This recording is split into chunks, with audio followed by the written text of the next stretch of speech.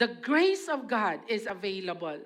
And kita igsunod, we have to open our eyes today. Na sige day kog ampo, pero wala day naminaw ang Ginoo sa akong prayers. Kay naaman day unforgiveness sa akong heart. Bisag unsaon nimog ampo igsuon, the ears of the Lord is covered because naay unforgiveness sa imong heart. Not because you're a sinner. The Lord came, died for you because you're a sinner. I'm a sinner. Pero kinahanglan day ka mo pasaylo pud sa uban. Christianity does not tolerate sin. Christianity, tungod kay Christian ka, expected sa mo buutan ka.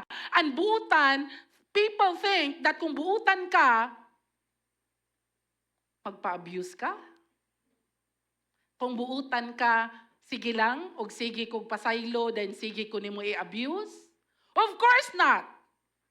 In Christian ethics, you need to know the boundary. That's your life, your choice. You're miserable because of your choices. That doesn't mean na tungod kay 70 times 7 ko mo forgive, then I will allow you to abuse me. We need to understand that as Christians, we're supposed to be unsaman. Kabalo ka sa mong boundaries.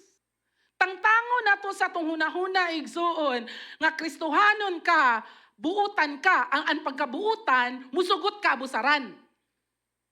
Because it's not. In Christian ethics, it is not. There's a thin line. There's a thin line that you have to understand. Diri ragyod kutob. Dili ni magsilbi. Kung dili ka magbago, dili ni magpadayon nga relasyon. Kung dili ka magbago, dili nako. Kung dili ka magbago, naay mausab. Because if wala, igsuon, hangtod sa imong kamatayon, you will be miserable.